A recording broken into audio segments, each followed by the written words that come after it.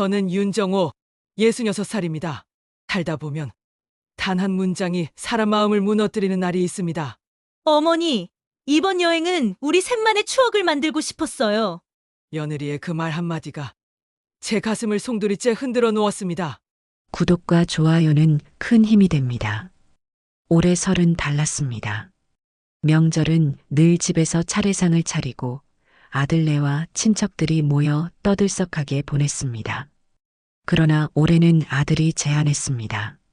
엄마, 이번엔 우리 다 같이 여행 가요. 집 말고 제주로요. 순간 가슴이 두근거렸습니다. 명절을 집이 아닌 바다에서 맞는다는 게 설렜습니다. 처음에는 제사 생각에 망설였지만 아들이 이젠 좀 다르게 보내도 괜찮다라고 말하니 나도 모르게 고개가 끄덕여졌습니다. 그래서 저는 작은 캐리어를 꺼내 여분의 옷, 손녀가 좋아하는 유자청, 직접 만든 멸치볶음을 꼼꼼하게 챙겼습니다. 출발 전 현관불을 3번 껐다 켰습니다. 나쁜 일이 없기를 비는 제 오랜 습관입니다. 김포공항은 연휴 첫날이라 붐볐습니다. 가족 단위 여행객들로 가득했고 캐리어 끄는 소리가 어지럽게 울려 퍼졌습니다. 잠시 후 아들이 화난 얼굴로 손을 흔들며 다가왔습니다. 엄마, 아이고, 우리 상우 왔구나. 아들을 끌어안으니 어릴 적 모습이 떠올랐습니다. 그 작은 손으로 제 치맛자락을 잡던 아이가 이제는 제 어깨를 감쌀 만큼 자라 있었습니다. 며느리 미라는 검은 롱패딩을 입고 머리를 말아 올린 채 옆에 서 있었습니다. 말끔한 얼굴에 미소를 지었지만 저는 묘하게 차가운 기운을 느꼈습니다. 어머님, 비행기 괜찮으셨어요? 응, 편하게 왔어. 내가 일정표까지 보내줘서 걱정 하나도 안 했지. 네, 오늘은 서귀포 가서 바로 숙소 들어가고 오후엔 올레길 걸어요. 내일은 정방폭포랑. 미라는 휴대폰을 꺼내며 계획표를 읊었습니다. 알록달록한 하트와 이모티콘까지 붙어 있는 일정이었습니다. 저는 그저 고마운 마음뿐이었습니다.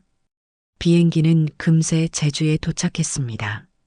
공항 문을 나서는 순간 바람이 얼굴을 스쳤습니다. 감귤 향이 섞인 바닷바람은 낯설면서도 설레게 했습니다. 렌터카 주차장에 은빛 카니발이 서 있었고 아들이 짐을 싣고 운전대를 잡았습니다. 엄마, 안전벨트 하셨어요? 응, 했다. 지우야, 창문 열지 마. 바람 세다. 손녀 지우는 뒷좌석에서 들뜬 목소리로 노래를 흥얼거렸습니다. 바다가 보인다. 창밖 풍경에 환호하는 아이의 목소리에 저는 웃음이 절로 나왔습니다. 이래서 손주랑 함께하는 시간이 보약이라 했던가 봅니다. 숙소는 바다가 한눈에 보이는 콘도였습니다. 창을 열자 시린 바람 속에 파도 소리가 들려왔습니다. 저는 눈시울이 뜨거워졌습니다. 명절을 이렇게 보내게 될 줄은 몰랐습니다. 점심은 근처 식당에서 갈치조림을 먹었습니다. 매콤한 국물에 밥을 비비니 입안이 얼얼했습니다. 저는 며느리에게 말했습니다. 미라야, 고생 많았지? 이런 자리까지 챙겨줘서 고맙다. 아니에요, 어머님. 다 가족이니까요. 하지만 그녀의 미소 속에는 알 수 없는 거리감이 느껴졌습니다. 식사를 마치고 숙소 거실에서 쉬고 있을 때였습니다. 아들이 잠시 전화를 받으러 나갔고 손녀는 TV 앞에서 애니메이션에 빠져 있었습니다. 그때 며느리가 제게 다가와 조심스럽게 말을 꺼냈습니다. 어머님, 사실 이 여행은 원래 우리 셋이 가려고 했던 거예요. 셋이라니? 상호, 너, 지우? 네. 저희 부부랑 지우만요. 그런데 상호가 굳이 어머님도 모시자고 해서 제가 솔직히 말씀드릴게요. 이번 여행은 우리 셋만의 추억을 만들고 싶었어요. 순간 제 귀가 멍해졌습니다. 심장이 철렁 내려앉으며 손끝이 떨렸습니다. 뭐라 했니? 어머님, 오해는 마세요. 평소에도 명절이면 늘 어머님이 중심이셨잖아요. 이번엔 저희 부부랑 지우, 우리끼리만 특별한 시간을 만들고 싶었어요. 어머님도 이해해 주셔야죠. 그녀는 담담하게 말했습니다. 눈빛에는 미안함조차 없었습니다. 나는 대답을 할 수 없었습니다. 그저 앉은 자리에서 숨을 고르며 창밖 바다만 바라봤습니다. 바다는 여전히 넘실거렸지만 제 가슴은 돌덩이처럼 내려앉았습니다. 내가 가족을 위해 쏟은 세월이 부정당하는 듯 했습니다. 내가 이 집에서 짐이 되었구나. 그 생각이 파도처럼 밀려와 저를 집어삼켰습니다. 며느리의 말은 제 마음을 깊숙이 파고들었습니다. 이번 여행은 우리 셋만의 추억으로 하고 싶었다는 그 말이 머릿속을 떠나지 않았습니다. 저는 창문 앞에 서서 바다를 바라보았습니다. 푸른 물결이 끝없이 출렁였지만 제 가슴속은 얼어붙은 듯 했습니다. 그때 아들이 들어왔습니다. 엄마, 무슨 일 있었어요? 표정이 왜 그래요? 저는 차마 며느리가 한 말을 그대로 옮길 수 없었습니다. 아니야. 그냥 바람이 세서.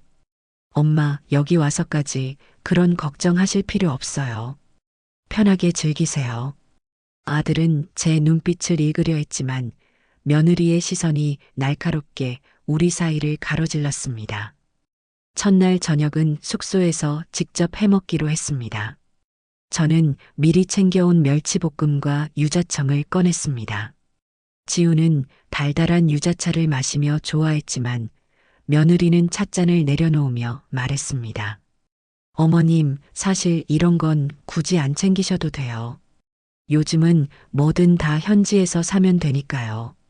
그 말투엔 은근한 불편함이 묻어 있었습니다. 아들이 눈치를 보며 말했습니다. 미라야, 엄마 정성인데 그런 소리 하지 마. 난 그냥 간단하게 하자는 거였지. 저는 애써 웃으며 대답했습니다. 괜찮다. 나도 이제는 이런 거 점점 줄여야지. 나이 드니 힘들기도 하고. 그러나 속은 쓰라렸습니다. 내 정성이 귀찮은 짐처럼 느껴진다는 걸 이미 알아버렸으니까요. 밤이 깊어갈 무렵 지우가 제 옆에 다가왔습니다. 작은 손으로 제 팔을 잡으며 속삭였습니다. 할머니, 엄마가 낮에 전화하면서 뭐라고 했는지 알아요? 응? 뭐라 했는데? 이번 여행은 할머니 없었으면 더 좋았을 거라고 했어요. 순간 숨이 막혔습니다. 지우야, 그건 내가 잘못 들은 걸 거야. 아니에요. 엄마가 아빠랑 통화할 때 말했어요. 그래서 저도 속상했어요. 아이의 맑은 눈빛이 흔들렸습니다. 저는 아이 앞에서 애써 눈물을 삼켰습니다. 그러나 그 말이 제 귀에서 떠나지 않았습니다. 다음 날 아침 숙소 앞 현무암 담벼락에 작은 봉투가 꽂혀 있었습니다. 분명히 누군가 일부러 두고 간 듯 했습니다. 떨리는 손으로 꺼내어 열어보니 아들의 필체였습니다. 엄마, 혹시 이걸 보게 된다면 미라의 말에 너무 마음 쓰지 마세요. 사실 이 여행 엄마 모시려고 제가 몇 달 동안 준비한 겁니다. 미라는 처음엔 반대했지만 제가 설득했습니다. 엄마가 평생 저와 지우를 위해 희생하셨잖아요. 그 은혜를 조금이라도 갚고 싶었어요. 다만 미라가 아직 엄마랑 맞춰가는 게 서툴러서 그런 거예요. 엄마, 상처받지 말고 그냥 제 편지만 기억해 주세요. 순간 가슴이 뭉클해졌습니다. 아내 아들이 그래도 내 마음을 알고 있구나. 그러나 기쁨도 잠시, 편지 끝에는 의미심장한 한 줄이 있었습니다. 엄마, 사실 제가 미라와 결혼할 때 엄마가 모르는 일이 있었어요. 여행이 끝나면 말씀드릴게요. 그 문장을 보는 순간 제 심장이 덜컥 내려앉았습니다. 대체 무슨 일이 있었단 말인가? 둘째 날 아침 우리는 숙소 근처 바닷가로 산책을 나갔습니다. 손녀 지우는 모래사장에서 신발을 벗고 뛰어다녔습니다. 아들은 사진기를 들고 아이를 찍으며 연신 웃었습니다. 그런데 며느리 미라는 제 옆에 있으면서도 한 발짝 떨어져 있었습니다. 차가운 바닷바람 때문인지 아니면 마음의 거리 때문인지 그녀의 표정은 굳어 있었습니다. 저는 조심스럽게 말을 건넸습니다. 미라야, 혹시 내가 너한테 뭔가 서운하게 한 게 있니? 어제 내 말이 자꾸 마음에 걸린다. 그녀는 한참을 망설이다가 입을 열었습니다. 어머님, 사실 제가 어머님을 불편해하는 이유가 있어요.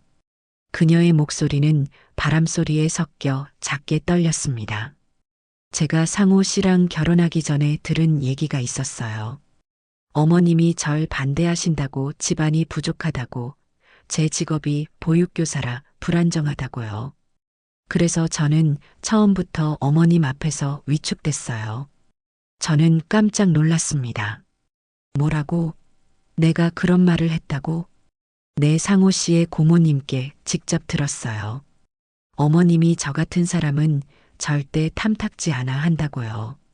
그 말을 듣는 순간 지난 세월 동안 며느리와의 거리감이 왜 그렇게 쉽게 좁혀지지 않았는지 알 것 같았습니다.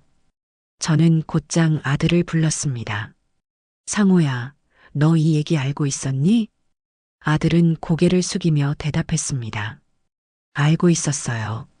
결혼 준비할 때 미라가 그런 얘기를 듣고 힘들어했거든요.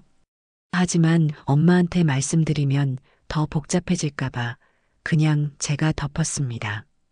뭐라고? 너는 왜 그걸 숨겼니? 나를 그런 사람으로 만들고 내 아내랑 날 사이에 오해가 깊어지게 놔뒀단 말이냐? 제 목소리가 떨렸습니다. 손녀가 놀라 제 손을 꼭 잡았습니다. 미라는 눈물을 글썽이며 말했습니다. 어머님, 제가 잘못했습니다. 사실 확인도 안 하고 그 말을 믿어버렸어요. 그래서 늘 경계심이 앞섰고 어머님이 하시는 작은 말과 행동조차 저를 싫어한다는 증거처럼 느껴졌어요. 저는 가슴이 무너져 내렸습니다. 미라야, 나는 내가 우리 상호랑 서로 사랑한다는 것만으로 충분했어. 내 직업이 뭐든 내 집안이 어떻든 상관없었단다. 그런데 왜? 그 순간 말끝이 흐려지고 눈시울이 뜨거워졌습니다. 아들은 깊은 한숨을 내쉬며 말했습니다. 엄마, 사실 고모가 그랬습니다. 결혼 전날 미라 앞에서 정옥 씨가 너 같은 며느리는 반대한다더라고 말했대요. 고모는 예전부터 엄마랑 사이가 안 좋았잖아요. 아마 괜히 불안하게 만들고 싶었던 것 같아요. 저는 멍하니 서 있었습니다. 결국 고모의 입에서 나온 거짓말 하나가 우리 사이를 이렇게 만든 거구나. 숙소로 돌아오는 길, 저는 스스로에게 말했습니다. 정호가, 이제는 오해를 풀어야 한다. 그렇지 않으면 내 아들과 며느리, 손녀와의 사이가 영영 틀어지고 말 거야. 그러나 한편으로는 또 다른 의문이 고개를 들었습니다. 고모가 왜 굳이 그런 거짓말을 했을까? 단순히 나랑 사이가 안 좋아서였을까? 아니면 다른 이유가 있었을까? 그때 아들이 조심스럽게 말을 꺼냈습니다. 엄마, 사실 고모가 왜 그랬는지 저도 조금은 알아요. 그건 우리 집안 재산 문제랑 관련이 있어요. 그 순간 제 발걸음이 멈췄습니다. 숙소 거실 창밖으로 바람에 흔들리는 야자수가 보였습니다. 손녀 지우는 침대 위에서 동화책을 읽고 있었지만 제 귀에는 글자 소리조차 들어오지 않았습니다. 아들이 입을 열려다 닫기를 반복하다가 결국 작은 목소리로 말했습니다. 엄마, 고모가 그때 미라한테 이상한 말을 한 건 사실 돈 때문이었어요. 저는 눈이 휘둥그레졌습니다. 돈? 무슨 돈 말이냐? 아들의 얼굴에는 오랜 시간 숨겨온 흔적이 묻어 있었습니다. 결혼할 때요, 고모가 저한테 은근히 압박을 했습니다. 할아버지 유산 분배 문제 있잖아요. 엄마가 상속받은 시골 땅, 고모는 그걸 자기 몫이라 생각했어요. 그런데 할아버지가 엄마 앞으로만 등기를 해놨잖아요. 그게 마음에 걸렸던 거죠. 저는 순간 숨이 막혔습니다. 그래서 날 흉보며 며느리한테 헛소리를 했다는 거냐? 네. 미라가 결혼을 망설이면 제가 결국 고모 편을 들어주지 않을까 기대했던 것 같아요. 저는 치를 떨었습니다. 아니, 내 오해를 만들고 며느리 마음에 상처를 줘서까지 욕심을 부린 거냐? 며느리 미라는 눈물을 글썽이며 제게 다가왔습니다. 어머님, 저는 정말 몰랐어요. 그냥 고모님이 직접 말씀하신 거니까 사실이라고 믿었어요. 그래서 괜히 어머님 앞에서 위축되고 잘해주셔도 속으로는 의심만 했습니다. 그게 다 제 잘못이에요. 저는 그녀의 손을 붙잡았습니다. 아니다. 내 잘못이 아니다. 진실을 모른 채 상처를 받았으니 얼마나 힘들었겠니. 하지만 이제라도 이렇게 털어놔줘서 고맙다. 그제야 미라는 참았던 울음을 터뜨렸습니다. 아들이 한숨을 길게 내쉬었습니다. 엄마, 사실 이 문제는 끝난 게 아니에요. 고모가 아직도 그 땅을 포기 안 했습니다. 이번 설 연휴 끝나고 법적으로 문제 삼겠다고 연락이 왔어요. 뭐라고? 법적으로? 순간 제 손끝이 차가워졌습니다. 할아버지가 제 이름으로 남겨둔 땅은 제 남편과 함께 땀 흘리며 일궈낸 삶의 흔적이었습니다.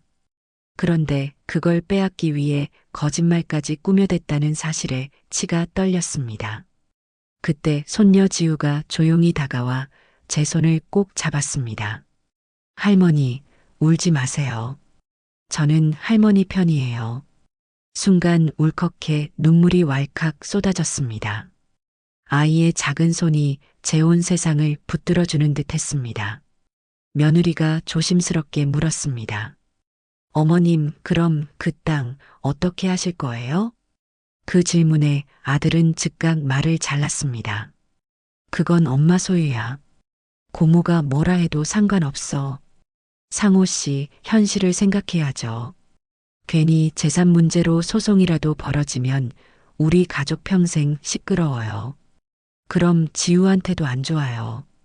그 말에 제 심장이 철렁 내려앉았습니다. 순간적으로 며느리가 내 편이 아닐 수도 있다는 생각이 스쳤습니다. 저는 단호하게 말했습니다. 그 땅은 내 인생의 전부다. 내 아버지와 내가 평생을 걸어 지켜온 거다. 누구한테도 쉽게 내어줄 생각 없다. 아들은 고개를 끄덕였지만 며느리의 표정은 쉽게 읽히지 않았습니다. 그 순간 저는 깨달았습니다. 이제 진짜 싸움이 시작되는구나. 제주 셋째 날 아침 숙소 전화기가 울렸습니다. 호텔 프런트에서 연결된 전화였습니다. 윤정욱 고객님께 온 연락인데 받으시겠습니까? 네, 연결해 주세요. 수화기 너머에서 익숙한 목소리가 들려왔습니다. 정욱 씨, 나다. 내 시동생 내 고모다. 숨이 멎는 듯 했습니다. 고모는 차분하지만 싸늘한 목소리로 말했습니다. 지금 제주도에 있다지? 나도 내려왔다. 이야기 좀 해야겠다. 정오쯤 고모는 숙소 근처 카페로 찾아왔습니다. 검은 코트를 입고 입술엔 진한 붉은 립스틱이 번져 있었습니다. 그녀의 첫마디는 차가웠습니다. 정옥 씨, 내가 직접 말하러 왔다. 아버지 땅, 그거 원래 내 몫이었다. 법적으로 따지면 길게 갈 것도 없어. 저는 숨을 고르며 말했습니다. 고모, 그 땅은 남편과 내가 평생을 걸어 일궈낸 거야. 유언대로 내 앞으로 넘어온 것도 분명하고. 유언? 서류야 어떻게든 만들 수 있지.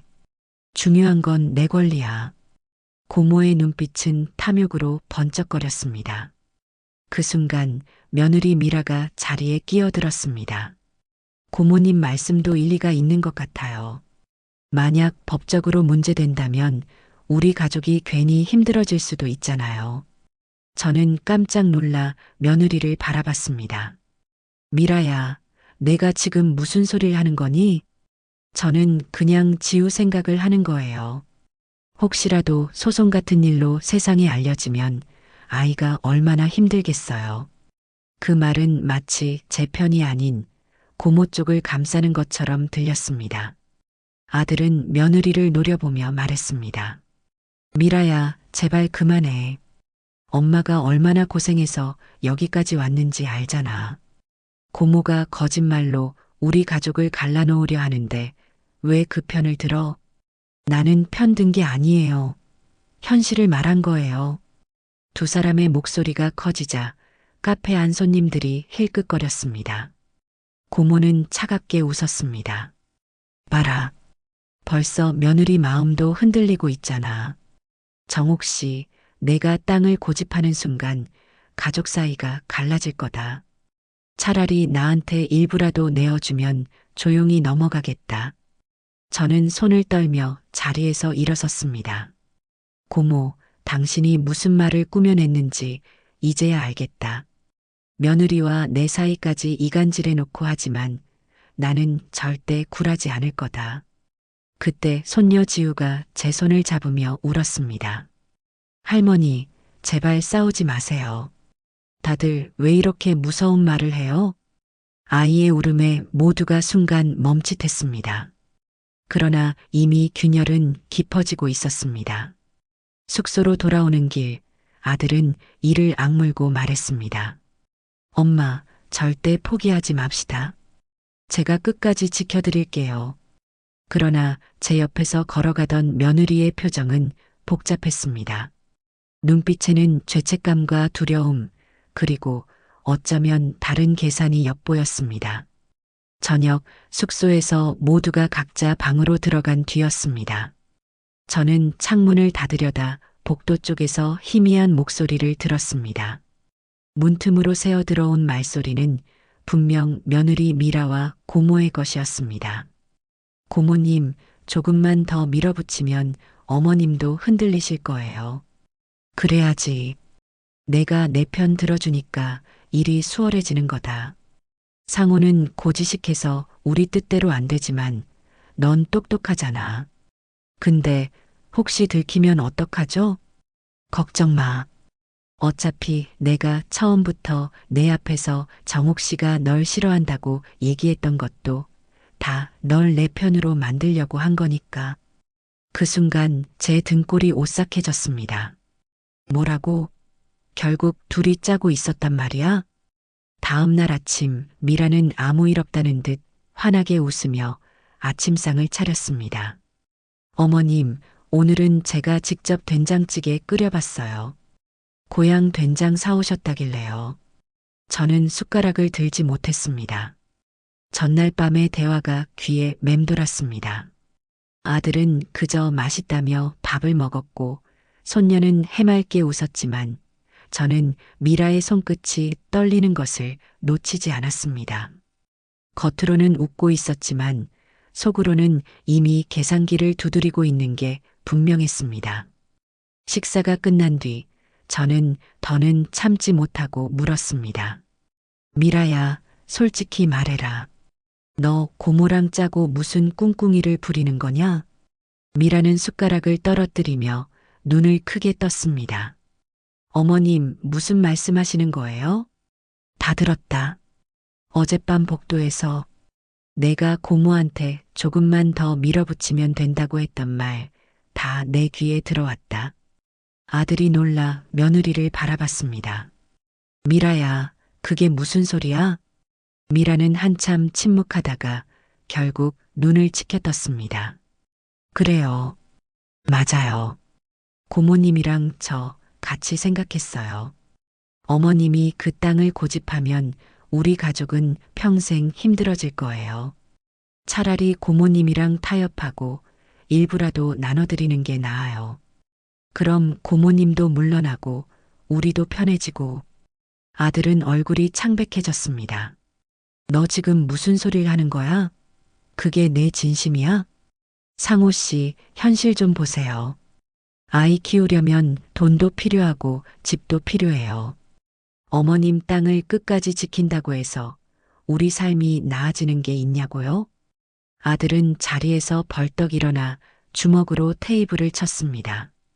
그 땅은 엄마 인생의 전부야. 아버지랑 엄마가 피땀 흘려 만든 걸 어떻게 그렇게 쉽게 말하냐? 내가 내 아내지만 이런 얘기 다시 꺼내면 나도 가만히 있지 않을 거야. 미라는 고개를 돌리며 차갑게 웃었습니다. 상호 씨는 끝까지 철이 없네요. 저는 아이 엄마예요. 우리 지우의 미래를 지키려는 거라고요. 바로 그때 숙소 초인종이 울렸습니다. 문을 열자 고모가 다시 나타났습니다. 손에는 두툼한 서류 봉투가 들려 있었습니다. 정옥 씨, 이건 변호사랑 검토한 자료야. 내 권리를 주장할 근거가 충분해. 미라도 내 뜻에 동의했어. 이제 당신 혼자 고집 피운다고 달라질 건 없다. 저는 눈앞이 아득해졌습니다. 며느리와 고모, 둘이 한패가 되어 나를 몰아세우고 있었습니다. 아들은 떨리는 손으로 제 어깨를 감싸며 말했습니다. 엄마, 걱정 마세요. 제가 끝까지 엄마 편입니다. 아무리 고모랑 미라가 한패라 해도 진실은 반드시 밝혀낼 겁니다. 저는 속으로 이를 악물었습니다. 그래, 끝까지 버틸 거다. 이 싸움은 이제 시작이야. 내가 지켜온 모든 걸 절대로 빼앗기지 않을 거다. 숙소 거실. 고모는 두툼한 서류 봉투를 테이블에 탁 내려놓았습니다. 여기 변호사 의견 다 있다. 유산 분배 문제로 가면 정옥 씨, 당신이 이길 수 있을 것 같아? 지금이라도 일부를 내놓는 게 낫다. 그 말에 아들은 주먹을 불끈 쥐었습니다. 고모, 제발 좀 그만하세요. 엄마가 얼마나 고생해서 이 자리까지 왔는지 알면서. 그러나 며느리 미라는 고개를 숙인 채 조용히 거들었습니다. 어머님, 고모님 말씀대로 일부라도 정리하시는 게 좋지 않을까요? 괜히 길게 끌면 우리 가족만 힘들어져요. 그 순간 저는 확신했습니다. 그래, 둘이 짜고 있었구나. 내 눈을 속이려 했지만 결국 진심은 드러나는구나. 저는 천천히 가방에서 서류 한 뭉치를 꺼냈습니다. 모두가 놀란 눈으로 저를 바라봤습니다. 너희가 내 인생을 우습게 본 것 같구나. 하지만 나도 멍청하게 손 놓고만 있는 줄 알았니? 서류를 테이블 위에 펼쳐 보였습니다. 여기 지난달에 이미 사인한 계약서다. 내 땅의 절반은 사회복지재단에 기부하기로 했다. 공증까지 마쳤다. 내가 욕심내던 건 이미 내 손에서 떠난 거다. 고모의 얼굴이 굳었습니다. 뭐라고. 내가 법적으로 시비를 걸든 뒤에서 모략을 꾸미든 이제 소용없다. 공익재단에 넘어간 재산을 내가 어떻게 빼앗을 건데? 고모는 얼굴이 시뻘겋게 달아오르며 소리를 질렀습니다. 정옥 씨, 내가 날 이렇게 모욕해. 나도 가만히 있지 않을 거야. 저는 단호하게 맞받았습니다. 가만히 있지 않는다고? 내가 퍼뜨린 거짓말, 며느리 마음에 상처 준 거, 가족을 갈라놓으려 한 거 다 드러나면 망신당할 건 너다. 이미 친척들 절반은 내 속셈 눈치채고 있다. 내가 입 다물고 있었을 뿐이지. 고모는 더 이상 반박하지 못하고 봉투를 움켜쥔 채 황급히 숙소를 떠났습니다. 방 안에는 정적이 흘렀습니다. 저는 며느리 미라를 똑바로 바라봤습니다. 미라야, 내가 내 손을 잡았다면 나는 널 딸처럼 생각했을 거다.